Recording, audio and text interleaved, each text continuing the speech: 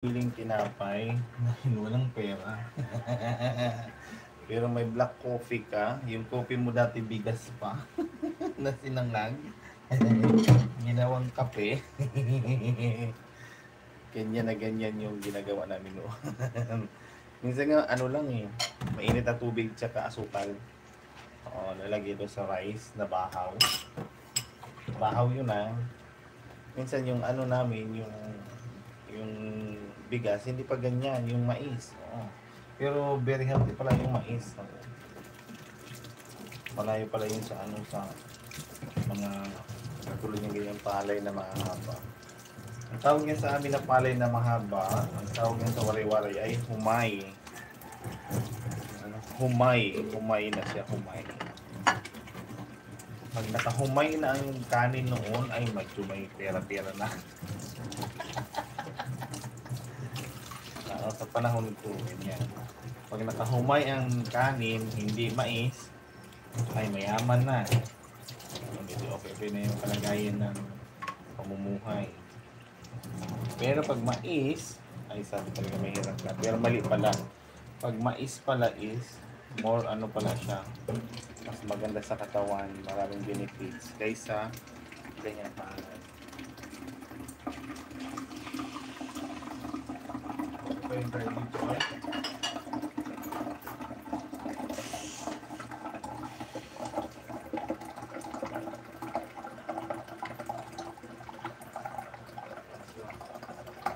Ito.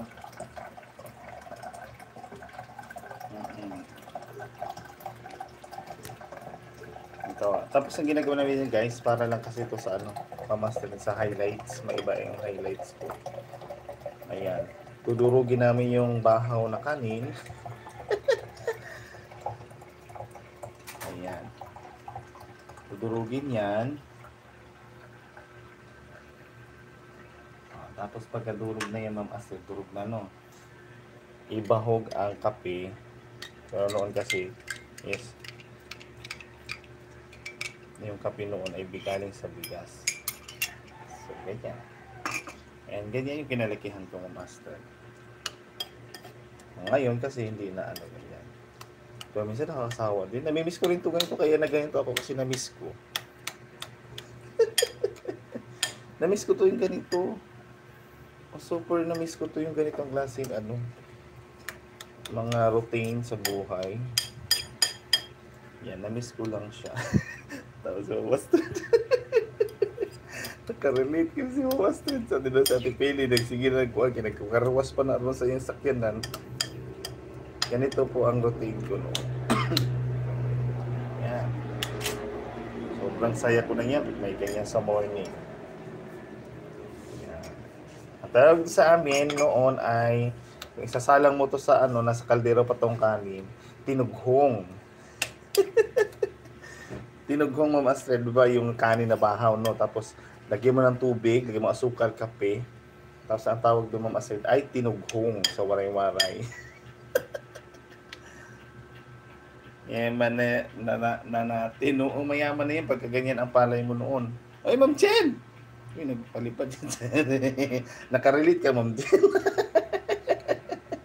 Naalala mo yung wala kang ulam, pero meron kang kanin na rice, meron kang mais na bigas, tapos bahaw, pinuno kasi yung kaldero, diba? Di ba bahaw, lagyan mo ng tubig, madami sa bawang, itak-ang muli sa kalan, o kaya sa abuhan mo tong amo.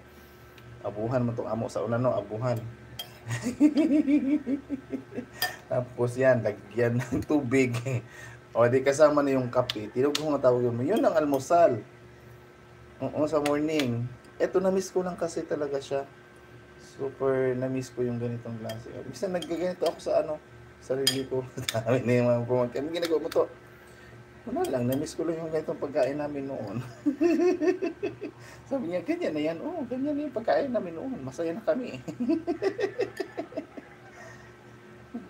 Sobra kasi dami, tapos yung trabaho na magulang hindi naman sufficient yung paano, yung trabaho na ano, hindi kasya para sa siyam na magkaanak, siyam kasi kami. Ayan, masaya na kami ganyan, no? Ayan, ganyan na yung pinakaalmusal namin. May sabot ba ang tanghalian niya?